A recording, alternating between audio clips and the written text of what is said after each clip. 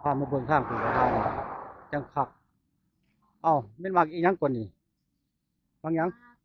มากมะม่วงมากมังคุดปลาโอ้มักม่วงบ่มักม่วงป่าอืม มักม่วงป่าเอ้า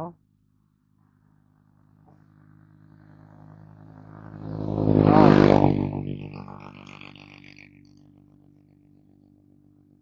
ทางนี้งามๆมาทางนี้จูม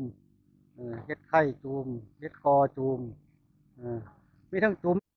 เอาตลาดริมทางอืมทางไปแกงทางไปน้ำตกสอยสวรรค์น้ำตกสร้อยสวรรค์เอาเพิ่นก็มาขายอยู่นี่ประจำนะครับ ตามที่ไกลไปไกลมาของขายของขายแบบบ้านๆหาได้แนวใดก็ขายแนวนั้นเป็นบักนัดมะขามเปียกหน่อใหม่ไอ้ก้อยเนาะก้อยแห้งก้อยแห้งได้อครับเป็นก้อยแห้งบักบกบักบกนี่ก็ยังมีประจำอยู่บ่เบิดบักบกนี่ถือว่ามีเบิดปีเนาะสินค้าเบิดปีเด้อครับหน่อไม้หน่อใหม่แล้วหน่อใหม่แล้วก็อันขี้ไต้บ่ใหม่ใหม่ใหม่ก็ไฟมันก็เรียกว่าขี้ไก่นั่นละหลายครับของดูของกินแบบบ้านๆเนาะอ่านอไม่โจดนอไม่โจดเกิดแล้วอืมโอ้โหนอใหญ่ๆตัวปุติปิอืมอืมของตามฤดูกาลเรามาขายของตามฤดูกาลอืมคักอยู่เลยครับคักอยู่แนวอยู่แนวกินแบบบ้านๆของหาได้จังเอามาขายหาบ่ได้ก็หาแนวใหม่มาขาย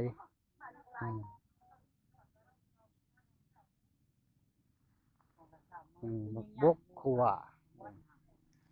แล้วขัวไว้แล้วก็มีปอกเปียกให้แล้วก็มีอ๋อ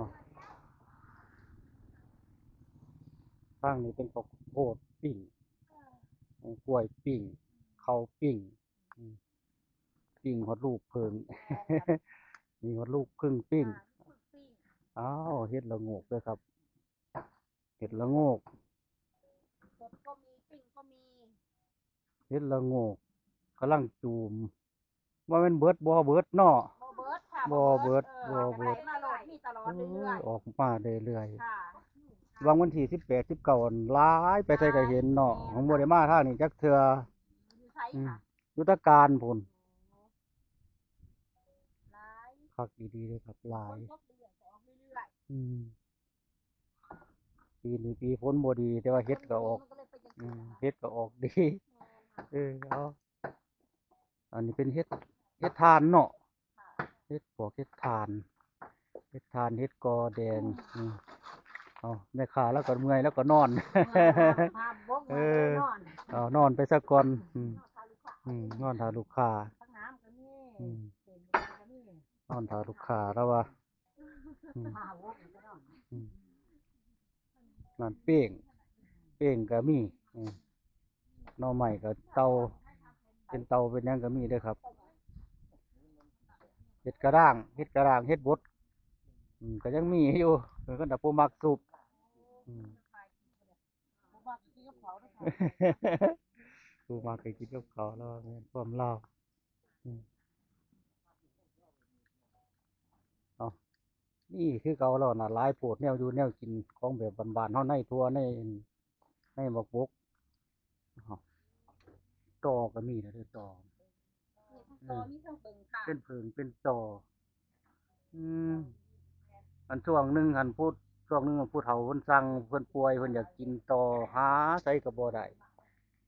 บางเดือนก่อนๆนะแต่ว่าทุกว่าเดือนนี้เริ่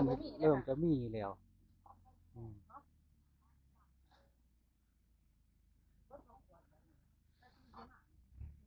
คือสิขายคู่มืออยู่เนาะอยู่นี่เนาะเราบ่ซุมื้อค่ะบางมื้อก็บ่มีขาวบางคนนะคะบ่เป็นบางมื้อส่วนมากวันเสาร์วันอาทิตย์แนวนี้บ่บางเช้าบางทีมีค่ะอืมวันเสาร์วันอาทิตย์ส่วนมากวันเสาร์วันอาทิตย์จะมีเด้อครับหลายแนวอยู่แนวกินแนวห้องทองไปมาหิวก็กินได้ครับ เป็นข้าวโพดกล้วยปิ้งข้าวปิ้ง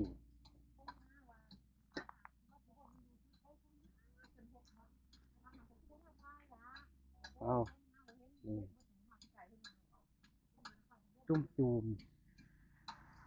เป็นเห็ดไข่เนาะเห็ดไข่เลยเป็นเห็ดไข่เล่าหอยองค์กรมันแกนเลยเป็นเห็ดไข่เป็นเห็ดกอ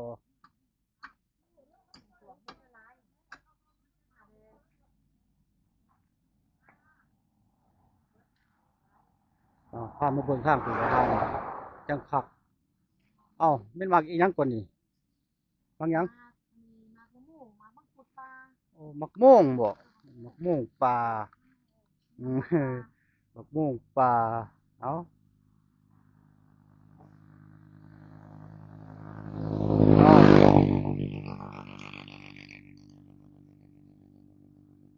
ทางนี้งามๆมาทางนี้จูมเฮ็ดไข่จูมเฮ็ดกอจูมมีทั้งจูมมีทั้งจีเออทางนี้ก็จูมคือกันบานก็มีเอาดอกบานอู้งามบานก็ยังบานใส่ได้ครับบานยังซ้อนยังใส่โมแมนเฮ็ดออกสิเด็ดมีฝนเลยเฮ็ดออกเสด็จเป็นแนวนี่แหละที่ แฟนอยู่คักหลายป่วยงามๆแล้วป่วยแล้วก็คักแม่นอยู่ดอกมันกระตกเป็นบางหม่องตกเป็นแห้งๆเพิ่นว่าแม่นอยู่ดอก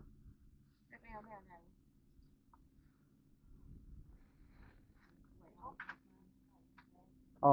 สำหรับผู้ใดว่าอยากให้มาถ่ายให้เบิ่งครับก็มาเบิ่งหรือถ่ายให้เบิ่งแล้วนี่ครับเฮ็ดละโงกยังจุ่มๆบานๆไข่ก็ยังมีไข่ก็ยังมีอยู่เด้อครับทางเขาน้ำตกสวยสวรรค์เด้อครับเด้อไกลไปไกลมากครับแวะครับหรือตั้งใจผ่านมาก็มาหาเอาเลยครับวัยรุ่นสิ่งหลายเว้ยวัยรุ่นไปจนได้แล้วไปเที่ยวได้แล้ว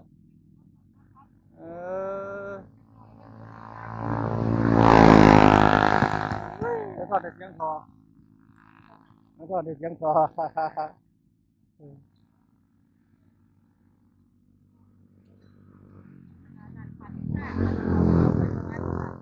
อันขี้ไส้นี่เฮาปลูกสมอนปลูกได้สมอไม่หัวไฮไปหน้าไม่อนุรักษ์แม่นอยู่ดอกคืออยู่เขตบ้านนี่บ่มีอยู่เขตราชการนี่จ้างก็บ่มียังติดต่อเราว่ามันบ่มีหมากมีใบพอเลยโดนไปเกิดบ่มันก็มีอยู่ค่ะมันเป็นย่างต้นช่องต้นจะปลูกนี่นะไม่เหี้ยมันโดนน้ำพวกในพวกเบียคือว่าน้ของมันใส่ได้มันก็เลยเป็นเบิดไว้ผู้นั้นก็ใส่ผู้นี้ก็ใส่ของใส่ของมีประโยชน์เพิ่นว่ามันตายไฟใหม่ของไฟกลางมันก็เอานี่นะครับโอ้ยแม่นอยู่ดอกเห็นเขาจะเอาไปเฮ็ดอยู่ไปเฮ็ดเสือเฮ็ดหยังเฮ็ดเสือไปปีนตำหมู่นั่นแหละผู้ใดมักของแซ่บเป็นน้ำผู้มักเพิ่นว่า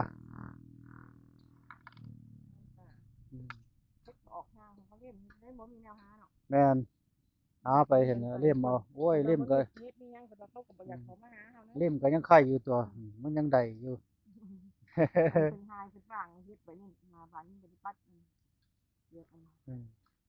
เอา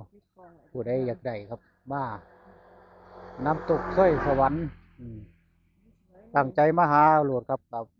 พามาแต่เช้าก็อาจจะได้พอได้กินขนาดมาสวยก็อาจจะเบิดพอฝนบ่ตกนะถ้าฝนตกก็สิบ่อึดเนาะออกผู้เฮ็ดแล้วออกทุกวันอยู่ค่ะมันฝนตกมันถิ่นช่วงเป็นเดือนนานมากบ่แม่นนานมากดีเหมือนมาคนท่าเดียวพอ10 นาทีแม่นนี่ดอกฝนก็บ่รอดสอดแซ่ดอยู่บ้านก็มันฝืนบ่ได้พอฝืนมันยุทธการมาเทศกาล หน่อยซ้ำบ่หลวกนะ แม่นดีดอก กระจกสุ่มบ่ลูก ตลาดข้างทางเขาเอิ้นบ้านหยังแถวนี้ ไปค่ะ แถวนี้แหละ บ้านบ้าไหค่ะ บ้านบ้าไฮบ่ ค่ะบ้าไห ตลาดข้างทางบ้านบ้าไฮของอยู่ของกินจากธรรมชาติเป็นพวกเฮ็ดเป็นพวกหมักไม้หมักตอกผู้ใดอยากได้ก็มาหาเบิ่งครับ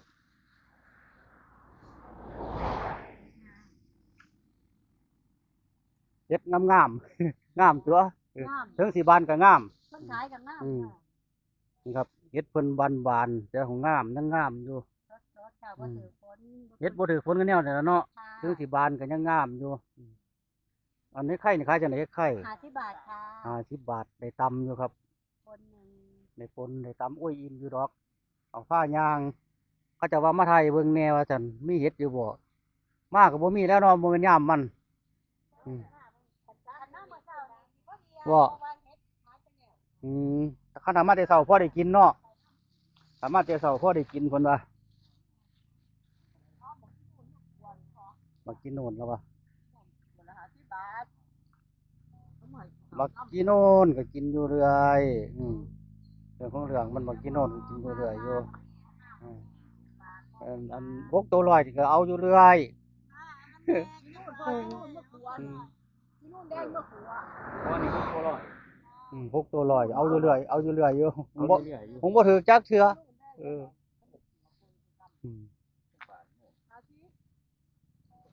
น้ำผึ้งเราน้ำผึ้งมะนาวข่าปลาไปตำเกี๊ยวผู้ได้หมักตำเกี๊ยวหอม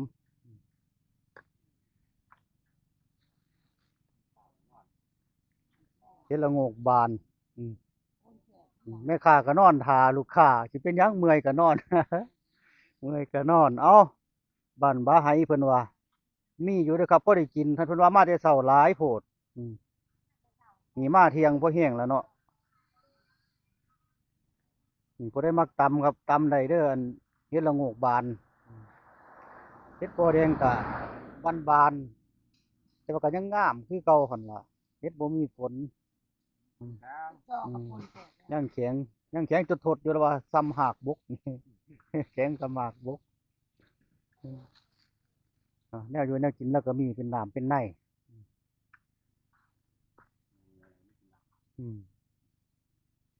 พอได้ซื้อได้ขายอยู่เนาะพวกมาหาเฮ็ดก็แวะมาซื้อกินอยู่มาจากน้ำก็ได้เนาะบ่ว่าแต่ลูกค้าพวกมาหาก็ซื้อกินปักน้ำ 3 กำเจ้า ปักน้ำก็งามๆเนี่ยขายถือไปเรื่อยเท่านี้3 กำเศร้าแล้วว่า เอาแหน่ 3 กำเศร้าเราขายถือปักน้ำธรรมชาติบ่ได้ปลูกเนาะเก็บมากกว่าขายแพงของเราว่ะเอาเศร้ากับเศร้าเอามาหมดกันน่ะเอาอันหนึง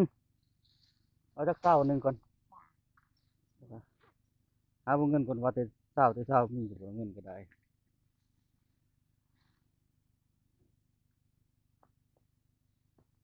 เศร้า